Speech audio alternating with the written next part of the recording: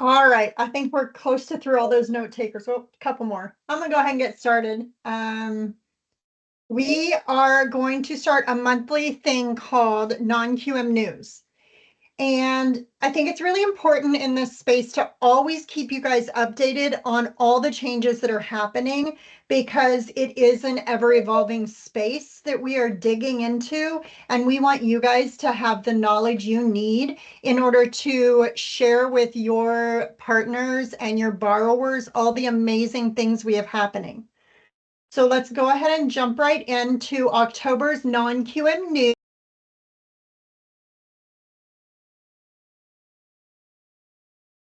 Your breaking news for the morning is our monthly numbers. And so you are in sales, and I'd like you to see what exactly is going on and what your fellow loan officers are bringing to the table. Year to date, the chart on the right side is our number of loans year to date broken out by loan product type. DSCR is still the most rapid one. It's still the one we get the most in every month. Bank statement is really quickly catching up, though. It's definitely catching on. And then asset utilization, and we're starting to see more of the 1099 ones. So I put a snap of the past 4 months, and you can see in the most recent month of September, $24 million, 24.9 million came in to be underwritten, 19.6 million ended up cleared to close, and that was 68 loans that came through our department. So there's definitely a space here, and the space is growing. So the first thing I want to talk about is, and this, you're going to find that these little news things, we're going to jump through a bunch of different subjects. So we'll always provide you this when we're done, and we can definitely answer questions at the end. I want to first touch on non-QM short-term rental price adjustments. In Encompass, there's absolutely no way to distinguish the difference between a long-term rental property and a short-term rental property. But our investors sure do like to add a pricing hit if it's a short-term rental property. And so there's no way for your pricing NOB, which reads Encompass, to accurately reflect your price if it really truly is a short-term rental DSCR property. The only way for now to make it effective, so we're not missing on these pricing adjustments until the end, is it has to manually be done through the lock desk. So you will see the yellow highlight at the bottom is the condition that we are going to be putting on all of your DSCR loans. And it's going to say, if it's going to be a short-term rental, pricing adjustment may apply. Each investor is different, and the adjustment is based on things like credit score and LTV. So I can't tell you the exact adjustment amount. So you will have to contact Lock Desk, figure out if there is an adjustment and if it's been applied, and then provide that email into the file so that your underwriter knows you've handled that piece of it. The next topic, sticking with our short-term rentals, is our AirDNA reports. So as we're doing more DSCR, we're seeing more short-term rental properties, your Airbnbs. And for your Airbnbs, the two investors, NQM and Redwood, allow or require this report. Others might let us eventually add it in and use it, but for now, those are the two investors that are recognizing this report. I think as short-term rental picks up and as it becomes more standard in the industry, we're going to see more people allowing the report. But when you go to airdna.com, the first thing that pops up is a search bar. And when you search your address, you get this pretty little report and you go, okay, it's right there. Well, that's your free report, and the free report doesn't contain all the information that we need or that the investor requires. And so you actually have to have paid access. Well, today, right now, 10 a.m., we have people at corporate meeting with people from AirDNA to see if we can do a corporate account. We're trying to decide if that's the best route instead of saying to all of you branches, all of you have to go buy your own access. So more to come on that. Stay tuned. We don't have the answer or the resolution all the way yet, but this is asked about a lot, so I wanted to get it in front of you. Once you are in your paid AirDNA access, the reports needed are the Rentalizer and Overview reports. And Redwood does a really good job of breaking down exactly what's needed on the report and exactly what you use from the report. So I wanted to include that here for you guys to look at. Now we're going to go into some of our new investors. We did open LoanStream up for non-QM. And so for LoanStream non-QM, the only products we do are a bank statement loan, and take a deep breath because I'm going to explain it better, a professional program. And they are both delegated. And I say that about the professional program because when we all first were told by LoanStream at the beginning of September, end of August, that this new program was coming, they touted it as an amazing doctor program, and everybody got really excited because currently Huntington is our only option on doctor loans. So it came in touted. We all got excited. We all thought it was going to be such a great alternative to Huntington. But in reality, once their guidelines came out September 22nd, we then realized their announcement was a little skewed and should have just told us that really it's not a true doctor program. Your max LTV is still 90%. It's not 100% like Huntington. It's a benefit in pricing if the borrower meets an eligible profession doctor. So I want to clarify that because I know it has frustrated a couple of you, and I just want you guys to know we're always trying to be transparent about what we're offering. And I don't really know that we all caught on the front end that it really wasn't as magical as LoanStream wanted it to be. So we are still always looking to add investors. We're always looking for alternatives to what we have to offer. If you have an amazing one you've heard about that maybe could compete with our Huntington, let Shannon in Investor Relations know. We're always up to checking those out. The next one was Arch. We had Arch open for a while. The pricing wasn't really beneficial and there was nobody using them. So we had just shut them off to let other people in because sometimes too many is not always the best thing if there's no benefit to having too many. Now they've come back. They've fixed some of their pricing. We have opened up their bank statement and their 1099 loans again. Those are delegated. We love delegated options. We underwrite those in-house.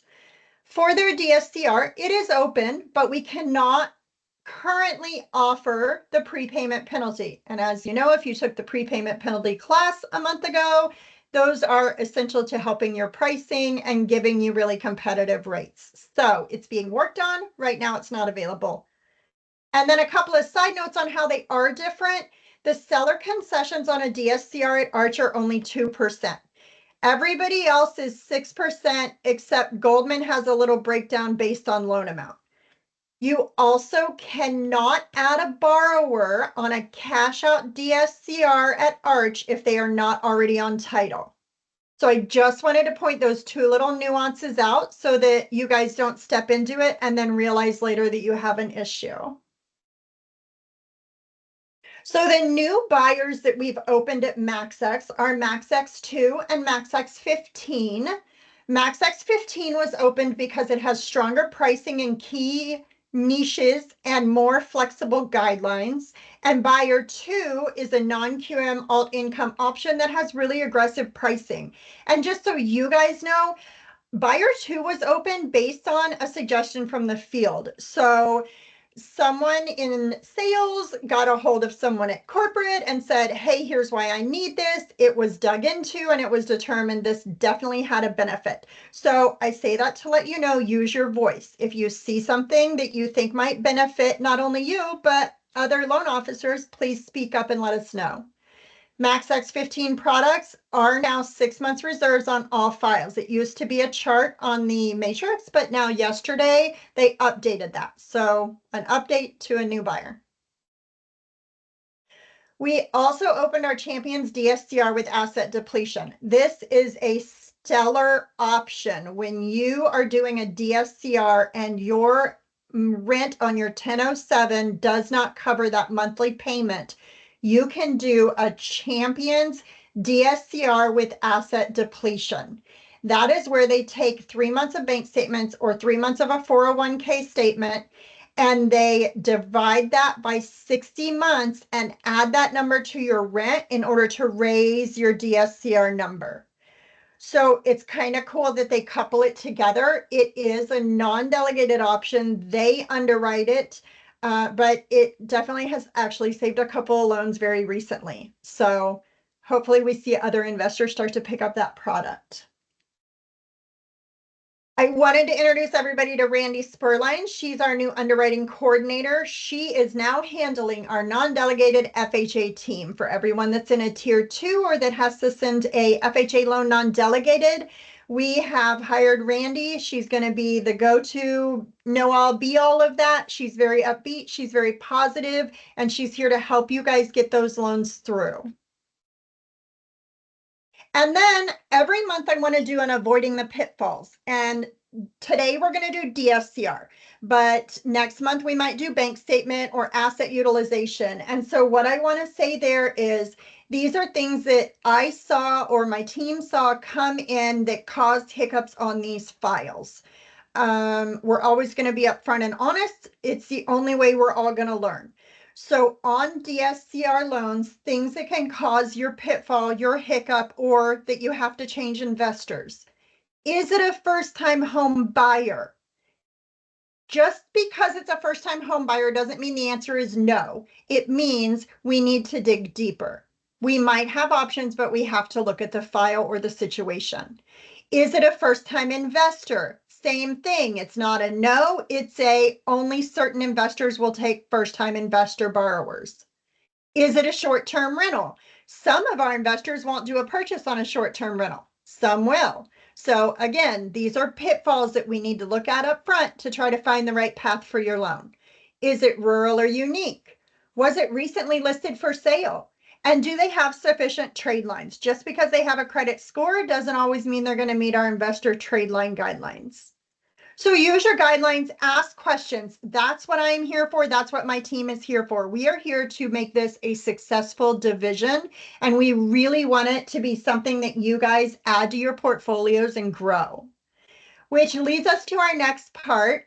Today's guest speaker is Bill. If you guys haven't met Bill, he is a bundle of positive energy.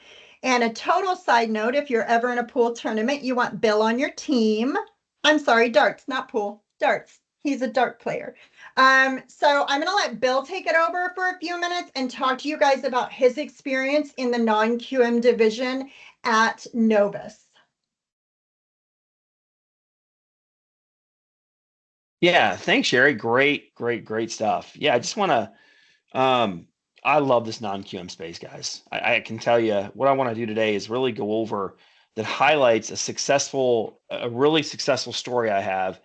You know, I've started in Novus in May of this year, and I've been going crazy with this non-QM product. And one of my first experiences at Novus in this non-QM space is a bank statement program. So let me set this up for you. I had a client that bought from me 10 years ago, full documentation loan, no problem. He started his business, used his tax returns, put 20% down, conventional loan 10 years ago, no problem. Well, probably about 9 months ago, he moved to Florida and said, hey, he got a fiance. She wants to buy a house down here. They moved down there. He goes, but Bill, I'm worried about my tax returns. It's like, no problem. Let's take a look, submit everything to me, your tax returns, your W-2s, your pay stubs you pay yourself. And so he did that, and turns out he was correct. He wrote off almost all of his income. He had large liabilities, and it became a problem. So we looked at the bank statement program. We're like, okay, he's got a good credit score. He's got money down. We said, there's got to be a way we can figure this out. He sent me his 12 months of his business bank statements, and turns out he has tons of deposits, very successful business, just has a good accountant. And we were able to get him the bank statement program. He bought a $2.2 million house in Florida, put 25% down, and used the bank statement program. His fiance was happy. He was happy. No complaints. He thought we were the greatest thing since sliced bread. He thought we were great, raved about us. And then so we did that loan for him, right? Bank statement program, 25% down, 7.25%, 7.375% interest rate. He was real happy about that. He came to me 30 days later and said, Bill, on my property here in Charlottesville, can I take some cash out to buy more properties or invest in the market? So guess what? Bank statement program. He owns he owned a $1.5 million house here. We did a $1 million cash out refi for him, used the bank statement program again. And so that turned out to be, in my first 60 days, 90 days here at Novus, about 2.5 million in loan amounts from that bank statement program. It was a great process through Sherry's underwriting crew. They did everything. The only thing that I want to caution people on is that sometimes when you do these non-QM products, is the one area to look out for is the debt ratio, the reserve, the expense ratio factor. This caught me up a little bit when I first started doing these. And I want to make sure I'm clear on this. Is that so? My team and I, when we add up all the deposits and all the bank statements, we use an expense factor ratio of 50%. That's our default. And most of the time, that's okay. And I think, Sherry, correct me if I'm wrong, 50% is really the standard that you need for that expense ratio. Is that correct, Sherry? Or Super true. Yep, you're right. Yeah. Now, if the factor is a little bit off, let's say that you need a 40%, then what has to happen is you got to get your accountant to write a letter stating what the expense ratio is. And sometimes accountants get a little funny about that. But for the default, my team and I always use 50% to see where that ratio takes us on our non-QM bank statement program. So, but that is one area that caught me up a little bit. We weren't sure about that. Some accountants are willing to work with you and say, yep, here's the expense ratio. Some are like, no way. But if you use 50%, you're pretty much good to go with a default, right, Sherry? Yeah, that's great, Bill. That's a really good point. And actually, Goldman Sachs realized that CPAs aren't always our friend. And so Yep. they've now got a little chart you can use. And if you can fit it in the chart, you don't even have to get a CPA letter to use a lower expense ratio. So I'll make sure that chart goes out with this recap email, because you're right. That's an extremely important part of bank statement loans. Absolutely, it is. So that caught me up. So just make sure you look out for that. But I just think that this product is like, I mean, I can't tell you. I had a client just yesterday that took a pre-application. He's an excavator, owns a successful excavating company, but his tax returns are a mess. But he has tons of deposits. So now we're doing a cash out refi for him to buy this 400K land, and then he's going to end up buying a house in the future, building a house on it. So there's all kinds of avenues you can do with these self-employed bank statement programs. I mean, they're very successful, and the clients are super happy because most of them know what their tax returns look like. They're a lot of times like, Phil, I'm afraid to give these to you. And we're like, no, let us look at it. Let us take it from a perspective of the whole picture, and then give us your 12 months bank statements, and let us put together a plan together. What's cool about that is that, guys, also there's significantly less shoppers. Like, they're just happy that you can get the deal to work for them. So I'm a big proponent of non-QM, big proponent of bank statement programs. I think everybody knows about the DSCR, but the bank statement program is really right on. And Sherry and her team do a great job of walking you through it. So there's no reason to be intimidated by it. Rely on her team. Also, you can send in the bank statements, and Sherry and her team will do the income calculations. Right, Sherry? Absolutely. It's one of my favorite parts of the process, is that we can get you that number up front and let you know if we see any issues with the bank statement loans before you ever submit us the file. Perfect. Yep. So that's my success story, guys. So my take home message is, please don't be intimidated by it. Sherry and her team are great, and it's a way to gather more business out there. So, yep. Awesome. Thank you, Bill. I really appreciate you Yeah, speaking up thank for us you. today. I also did not know you were a graduate of the Ohio State, who has a great Ye- football team this season. Yes, I So literally bleed scarlet and gray this time of year. love So that so much. All right, so then I just did a Novus non-QM by product little chart because everybody likes to see things differently. And when you look on the hub, sometimes it's confusing about what is delegated, what is not delegated, what investor does what product, what should I even be looking for? So I have this nice little cheat sheet for you. So if you have a non-warrantable condo, for example, you can immediately come here, look at the who offers non-warrantable condos, who's delegated and who's non-delegated. So hopefully that kind of helps you guys. This spells out all the products we offer, and this is our current list of all of our investors. That takes me to the end of the thing. We went 20 minutes, which is fantastic. I did see a question from Tony Perry Sr. What is MaxX2 program? I feel like Tony Perry Jr. was the one that wanted MaxX2, but I could be totally crazy. I will get those guidelines out to you though, so you can take a peek, and they are definitely on the hub. If nobody has anything else, I will give you your time back, and I hope you all have a very powerful week. Thanks, everybody.